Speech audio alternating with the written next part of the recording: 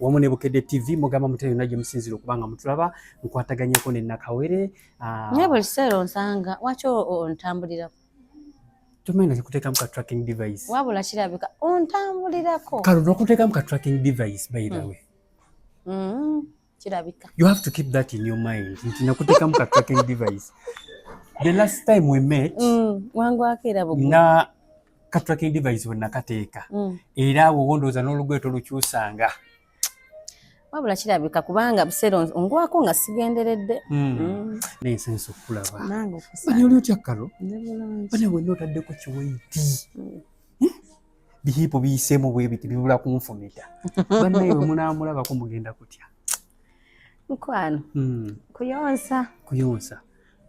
Anyway tutandikira awo Karo. Embeera ey'okubeera okyali Nakawere yekisookera ddala. Nkyali omuntu w'omwezi gumu. Nkyali. Kulika ka baby. Nakakulika. Bannaye abantu, a lot of people congratulate. Bannange kituufu. Era nja kubeebaza bambi bumeseji bwonna nabulaba. Mwebale nnyo kunjagala munnange. Nabulaba bumeseji bannange. Waliwo okola ekintu n'olaba laavu gye bakuwa n'olukogamba nti ebyaddala abantu bakwagala. Kati nange n'ebintu bye mbaddemu emabega kaawo. Ndaba laavu y'abantu bambi era nsiimira ddala. Banne kulika baby nze sigenda kulekerawo kuyozaayoza. Baby namukulika. Tugende mu kaseera ka leeba. Ate kati oyagala ngende. Since it was your first time, like experience kali katuko. Nze kyennyinza kugamba kiri kimu. Abakyala bujjo tebatugamba. Naye omwana aluma bbulo. Omwana aluma n'olyanga tokyategeera. Nze nali sikyategeera. Tokyamalirire ku nsi. Nga sikyategeera. Nenebaza Mukama nti nalina abantu abali around me. Abanjagala munnange nenkiyitamu bulungi. Nze bwe nali nkyali lubuto tebangambako nti omwana taluma. Abandi okumpi. Abandi okumpi newankubadde abakyala basinga batugamba omwana takola ki? Taluma oba teboogera. Boogere nga bannange omwana aluma. Tebakibikkirira nga omuntu akigendemu ng'akitegedde. So mama wange yali around. Baganda bange Sarah mumanyi. My mother-in-law bannange ate oyo simanyi nakumanya. Yakisussa busussa. Mama wange oyo mwagala nnyo. Kubanga moments ezo zeetaaga abantu abakwagala nga bali around you. Si kaseera kangu, si ka muzannyo. Olina okubanga abantu bakwagala we bali ne bakugumya ne bakugamba ojja kisobola ojja kikola. Omwana we asoose ebiseera ebisinga omwana wo bw'abanga yasoose. Obweraliikirivu bubeerawo nti being that gwe mulundi gwe ogusoose okuba maama. Naye kati oli otamulinga nazadde kuba maama walinga okimbuuza kufa. Maama ozifumbirwa ddi? Maama ozaala ddi? Nga mulinga bateekako nti bannayigini emyaka emugiweza mulina okuzaala. Mulekera tuteeka ku puresha ebintu ebyo si byangu. Bijjira mukadde akatuufu. Mutuleke tukolere mu budde bwaffe obutuufu kati bwe buno obwange. Era byonna obulayi bitambudde.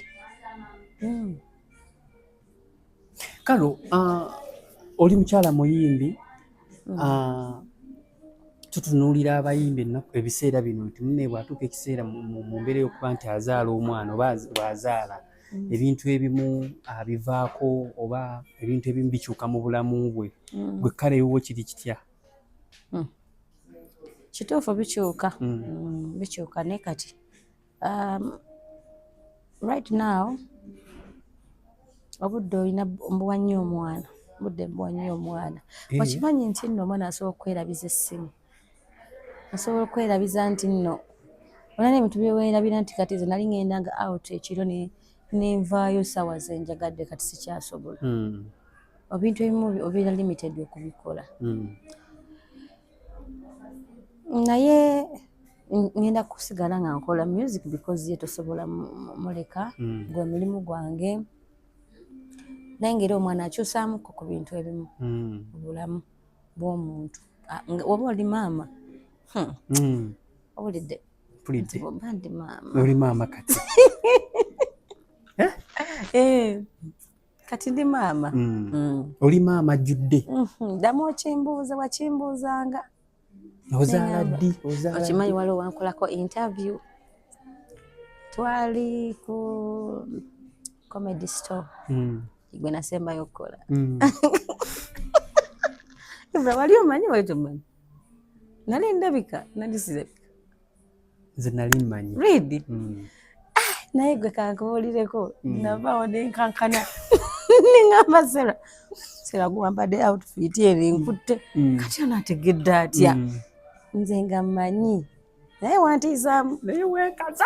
Neekaza. Actually nakulaba nga weekaza. Really? Neekaza. Negamba ntedda naawe wonna abantu zozaala nja kuzaala naye nga bro nali myezi gyalinga 3 comedy store. 3.4 gyalinga ku 3. N'omuntu munnaye omuntu ali olubuto ebiseera ebisinga kabula. Naye kati gwe Karo nakulabirawo ne mmanya muganda wange yali yasoba. Kimanyira kino. Which is okay. Which is okay. Naye okwegaana kuno kwali kususse. Olaba kati nze ebintu byange naddala relationship, kuzaala, bintu birimu nnyo family.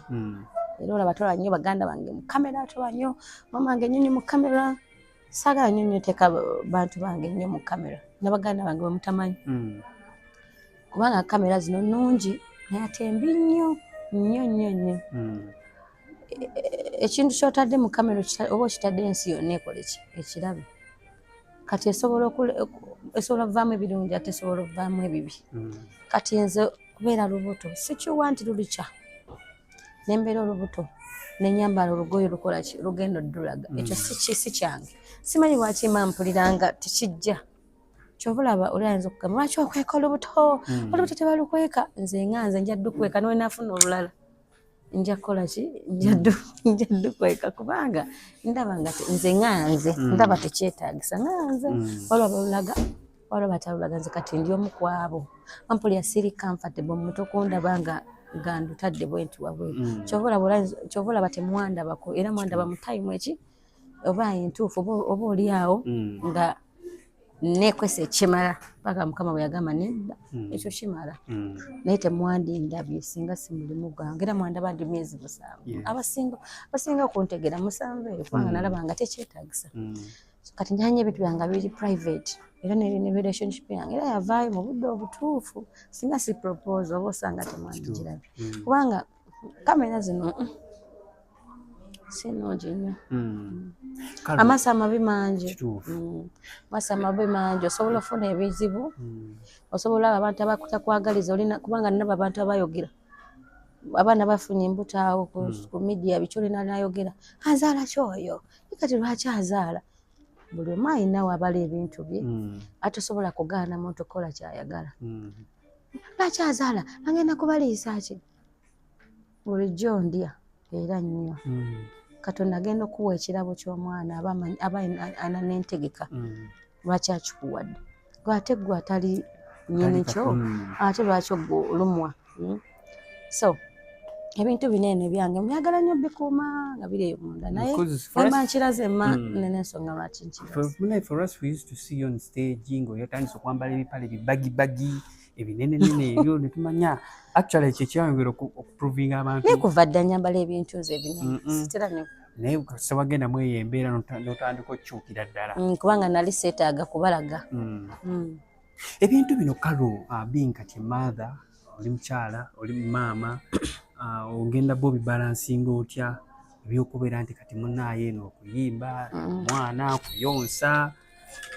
Munnange si byangu naye ndi mukyala ate era ndi mukyala ate era omukozi kitegeeza nja kubipambana era nja kubikola mbikwasaganye bulungi. Era natandise n'okukola. Natandise okukola kubanga nze siri nnyo muntu abeeraawo nti mbeere bwe nti osejjere. Nze siri oyo. Maama wange yanjigiriza okukola nga nkyali muto ddala. Si bintu by'okwebakirizaawo ng'ate sirumwa siri mulwadde nina amaanyi. Kira lwaki mba sikola. So nja bikwasaganya omwana wange muwa obudde obulungi ate n'emirimu nengikwasaganya. N'omwami mwogereko.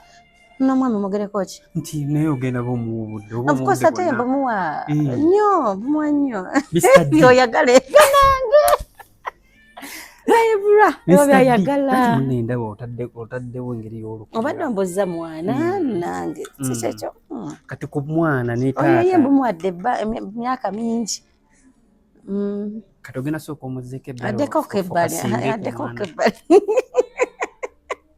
Omwana ayingidde mu budde bw'omwana. addekoko ebbali yes naye nga ndakkiriza addeko ebbali Takkiriza.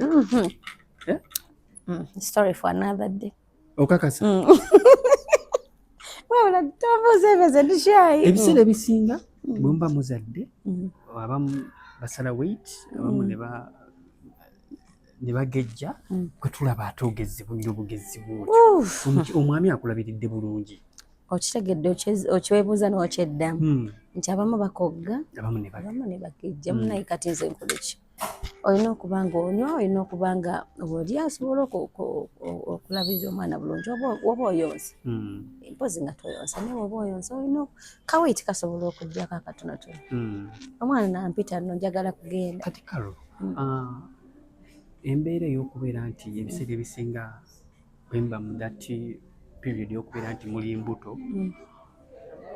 mugenda okudda nga endonga ebiseera ebisinga endonga maybe muddira eyinzemu ng'ebalese industry ng'ekyuseemu nkosamwaya somehow nti gwekyo towakitya kugamba nti oba munne bwe naaba nfunye olubuto buli omu akitya buli omu akitya nga muyimbi bwe ndowooza nange nakitya naye era period gye nateramu yeye nimba lwange lukoze bulungi genda bweziba miliyoni 2 naye nteramu yeye nalutani n'emyezi 4 5 notambula bulungi ate zomanyi sizaazaako nnyo nnyimba era nteekako nga maze okufuna obudde bwange obutuufu so bwe nazadde nteekayo akayimba kange ak'okwebaza Katonda so officially I'm gonna be back on stage on your feet. Yes, the music I'm focusing nnyo soon. I'm releasing a song very soon. Ate era ngenda beera focus era nga mbadde emabega. So kugamba kino kyagenda okuba already ng'okoze enteekateeka. Yes,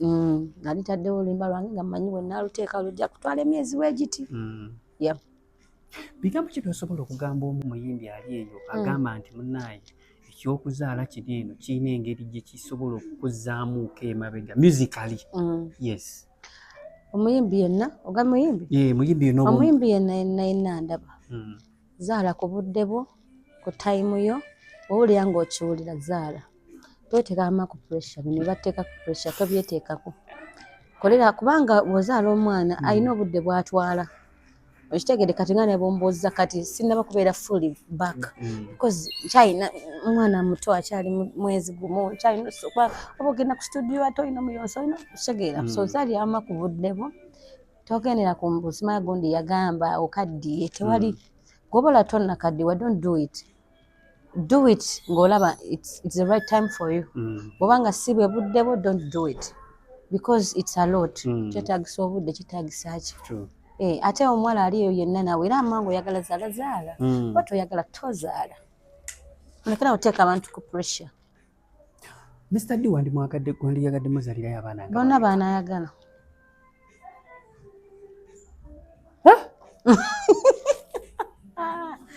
naye bannange Ibra nange oyagala ebintu ebyo wandimwagadde baanayagala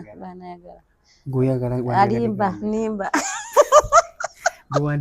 nimbe ku misi gyasobola sijasobola ate kati muneyo mugambe bonna badde nsaagamu gwewandiyagadde bameka nedda bange naye tujja kwogera nze naye twayogera dda bayira tulina goal ate benjagala bamanyi ne bayagala mbamanyi so byaffe nakalo ebiseera wapafominga nti wafunangamu kwekengera gamba bannange ibwe obudde buweddeko ekyakuweereza kubanga ofiringa shayi nagendako ku stage awo nga ndi ku myezi ku idi kubanga oyo mwasinga okundabira ane nga matibashi badde kati kangende ku stage nagendako ku stage eyewa Kasangati abantu nga bandi wano nayagala okuddukawo kyokka jukira ogezeeyo ebigoye byambadde binene nandi uncomfortable but blessing like kirabo kivudde eri Katonda so yeah, I'm happy. Okay. Mwana kipozi wazala kasukaali bampita nno wali. Okay.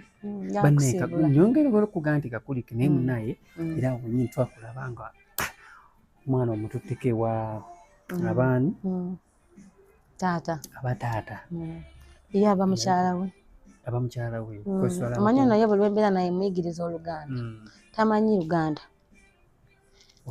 oli mukyala we azala omwami wo netulaba newa mwami Hajaruna Mbiru ng'omutwalidde kumusomera ku dduwa kumwaniriza mu kika kumuwa mannya Obuganda bino twala omwana ewaka ne bamutuuma erinnya so nali mututte waka kumutuuma linnya ate papa omumanyi obuwangwa n'ennono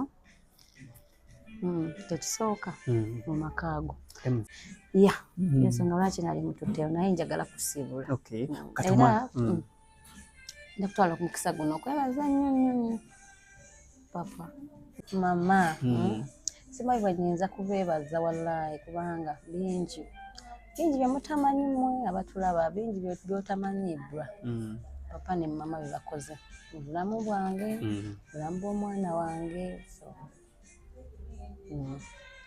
nsiimanyi tokaaba kulaba ebyengenge birannsiimu nnyo sijja kulimba era papa mukama akutuwangaalize kyenyinza okugamba ne mama kubanga munjagadde nnyo nali ntidde ebintu bino ebyokuzaala kuva dda nga nafiya nalina fiya nga ngamba biruma biki naye sapooti gye nafuna nga nfunye olubuto paka wenzadde sima bwe nnyinza kuginyonyola muntu obuvumu wagamba n'oguma n'ogamba simanyi bwe nnyinza ginyonyola muntu naye kubanga mbadde n'abantu abanjagala emabega wange papa ne mama wange anzaala mukwano gwange muganda wange Serra akoze omulimu gw'amaanyi nnyo sisita wange natravelinga nadda wano lwa mwana mulaba ndi musanyufu nnyo ndi musiimu nnyo banaye nsaba busabisaala kubanga nina ebintu byesobola kuwa papa muweeki because byonna abirina wabula okumusabira Katonda amuwangaaze ate agadde nzeka mu kirabo yagadde abantu bangi nnyo ababeereddewo mwebaza nnyo tumwagala nnyo anange simulina kumanya omwana we amuni amannya omwana yani amannya manya nagateekayo era tekigana kwogera nagateekayo naye bampita bwana tubuulire bamuyita Naalu Victoria Brianna Diora mukategedde amannya mbadde nsaba olonde ku bayimbi betwalaba bajja mu ddwaliro banange Diana anti wa Diora Diana bampita ndeka Diana Winnie ateekingako buli kiseera omukyala Morina antume Karo omwana kulaba oti Karo Kasiita si nnyo naye yampako tips naye beebale nnyo bambi baakwa ku tips engeri y'okubeera ng'olera omwana so n'olwensonga emboozi y'omwana tejja kuggwa ate Ibra mumumanyi bw'atuula wano tayagala kwimuka weebale nnyo munnange kuntawanyanga nsiimirabo ddala